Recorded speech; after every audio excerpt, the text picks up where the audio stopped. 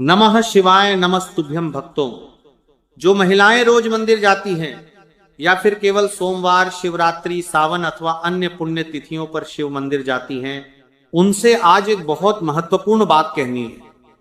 अक्सर देखा होगा कि माताएं बहनें शिवलिंग पर जल चढ़ाने के बाद थोड़ा सा जल अपने घर भी लेकर आती हैं, लेकिन क्या आप जानती हैं कि शिवलिंग का जल घर लाना कोई साधारण बात नहीं है। यह स्वयं महादेव का प्रसाद माना जाता है। यदि इसकी महिमा और नियमों को जाने बिना इसे घर लाया जाए तो उसका पूर्ण फल प्राप्त नहीं होता। शिवलिंग से जुड़ी कुछ बातें ऐसी हैं जो हर माता और बहन को अवश्य पता होनी चाहिए, तभी इस पवित्र जल का लाभ मिलता है, अन्यथा सारी मेहनत व्यर्थ समझो। शिव पुराण और संतों की कथाओं में बार बार बताया गया है कि भगवान शिव को श्रद्धा से अर्पित किया गया एक लोटा जल भी जीवन के बड़े बड़े संकटों को दूर करने की शक्ति रखता है। आपका विश्वास अगर दृढ़ है, आपका भरोसा अगर दृढ़ है, तो समझो आप शिव के दरवाजे तक पहुंच रहे हो, शंकर की चौखट तक पहुंच रहे हो। जब तुम एक लोटा जल भगवान शिव को अर्पित करते हो और उसी जल का थोड़ा सा भाग लेकर अपने घर के मुख्य द्वार पर छिड़कते हो, तो घर की नकारात्मकता दूर होने लगती है। जब उसी जल से आचमन करते हो तो मन और विचारों की शुद्धि होती है। यदि कोई व्यक्ति रोग से पीड़ित है और श्रद्धा पूर्वक कुंदकेश्वर महादेव का नाम लेकर बेलपत्र भगवान शिव को अर्पित करके प्रसाद रूप में ग्रहण करता है, तो शिव कृपा अवश्य प्राप्त होती है। फल कब और कितना मिलेगा यह भगवान की इच्छा पर निर्भर है, लेकिन सच्ची श्रद्धा कभी व्यर्थ नहीं जाती।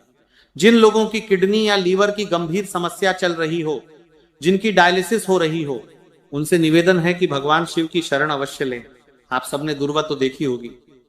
सामान्यतः गणेश जी को हरी दुर्वा अर्पित की जाती है, लेकिन कई स्थानों पर सफेद दुर्वा का भी उल्लेख मिलता है।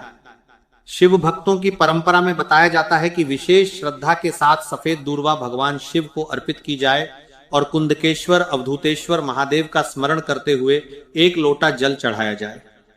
उसके बाद उस दूर्वा को वापस लेकर जल में रख दें।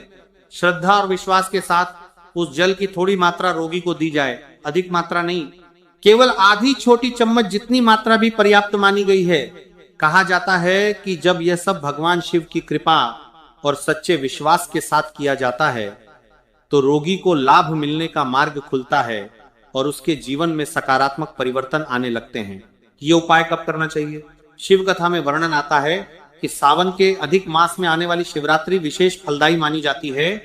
उस दिन प्रातः से लेकर रात्रि तक जब भी अवसर मिले, भगवान शंकर को दूर्वा और जल अर्पित करके यह प्रार्थना करनी चाहिए कि प्रभु रोग, दुख और कष्टों को दूर करे। शंभु औघड़दानी है। शिव कथा कहती है कि जैसे बैंक की मशीन नकली नोटों को बाहर निकाल देती है, वैसे ही जब कोई भक्त सच्चे मन से शिवालय में जाता है, भगवान शंकर की आराधना करता है, उनके चरणों में अपने दुख रखता है, तब उसके जीवन की नकारात्मकताएं, कष्ट और बाधाएं धीरे धीरे दूर होने लगती हैं। नमः शिवाय नमस्तुभ्यम भक्तों। शिवलिंग का जल घर लाने वाली माताएं और बहनें, जिनके घर में बार बार डर का माहौल बना रहता है, जिन्हें लगता है कि किसी ने कुछ करा दिया है, किसी ने नींबू फेंक दिया, किसी ने मिर्ची रख दी, किसी ने सिंदूर डाल दिया, किसी ने टोटका कर दिया, वो सभी मेरी बात आज ध्यान से सुन लेना। शिव कथा एक ऐसी बात कहती है जिसे जान लिया तो जीवन भर किसी टोने टोटके, किसी भय और किसी भ्रम से डरने की आवश्यकता नहीं पड़ेगी। शिव कथा कह रही है, हमने आज तक क्या देखा? किसी ने हमारे दरवाजे पे नींबू रख दिया तो हम परेशान हो गए, किसी ने मिर्ची फेंक दी तो हम सोच में पड़ गए, किसी ने सिंदूर डाल दिया तो रातों की नींद उड़ गई। अरे आखिर किस भ्रम में जी रहे हैं हम? इतने पढ़े लिखे होने के बाद भी, इतने समझदार होने के बाद भी अगर एक नींबू और 2 मिर्च देखकर मन डर जाए तो फिर हमारी भक्ति किस काम की? कभी तो मन करता है कि दरवाजे पर लिख दो कि भाई एक नींबू से काम नहीं चलेगा, 12 नींबू एक साथ फेंकना, अचार डालकर खा जाएंगे। आखिर क्यों हम ऐसी बातों से डरते हैं? क्यों हम अपना विश्वास कमजोर कर लेते हैं? क्यों हम ये मान लेते हैं कि कोई भी व्यक्ति हमारी खुशियां छीन सकता है? शिव महापुराण की कथा कहती है, ढोंग, प्रपंच, भ्रम और अंधविश्वास से बाहर निकलो। अगर कोई कुछ कह दे और तुम्हें दुख हो जाए, कोई कुछ रख जाए और तुम डर जाओ, तो समझो अभी विश्वास अधूरा है। क्योंकि जो व्यक्ति भगवान शिव की शरण में आ गया, उसका भय धीरे धीरे समाप्त होने लगता है। शिवालय का अर्थ केवल मंदिर नहीं होता। शिवालय का अर्थ है वह स्थान जहां स्वयं देवाधिदेव महादेव का निवास है, जहां मेरा भोलेनाथ विराजमान है, जहां देवता भी आते हैं, जहां ऋषि भी आते हैं, जहां भक्त भी आते हैं, जहां हर कोई अपनी प्रार्थना लेकर पहुंचता है। शिवालय वह स्थान है जहां भक्त अपने दुख छोड़कर लौटता है और विश्वास लेकर वापस आता है। अब जरा सोचो, तुम प्रतिदिन या प्रत्येक सोमवार को एक लोटा जल लेकर भगवान शिव के मंदिर जाते हो, श्रद्धा से जल अर्पित करते हो, भोलेनाथ का स्मरण करते हो, फिर उसी जल का थोड़ा सा भाग अपने घर लेकर आते हो, घर के मुख्य द्वार पर छिड़कते हो, परिवार के लोगों को आचमन कराते हो, बच्चों को देते हो, घर के कोनों में छिड़कते हो। तो फिर बताओ, जब तुम शिव की चौखट से प्रसाद रूप में जल लेकर आ रहे हो तब तुम्हें किस बात का भय है? अगर तुम्हारे मन में महादेव का विश्वास है तो फिर एक नींबू, एक मिर्ची, एक अफवाह या किसी की नकारात्मक बात तुम्हारा क्या बिगाड़ सकती है?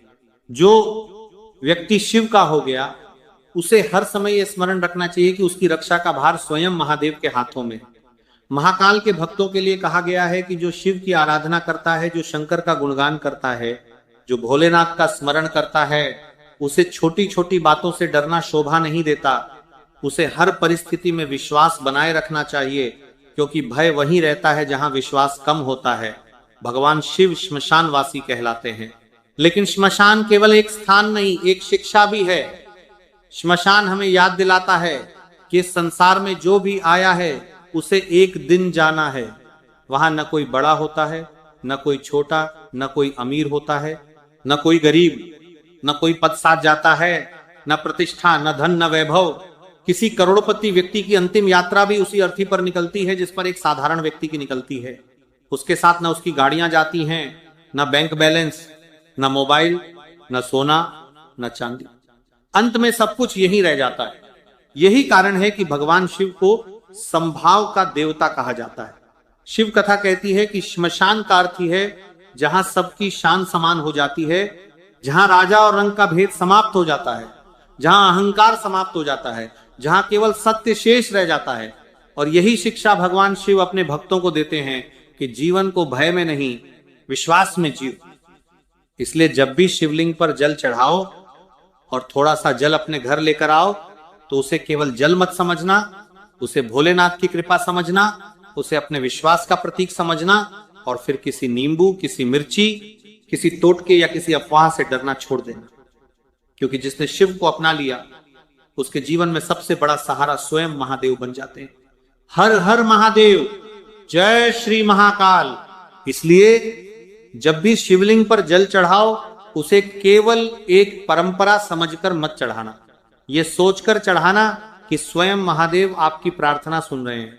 श्रद्धा, विश्वास और भक्ति के साथ चढ़ाया गया एक लोटा जल भी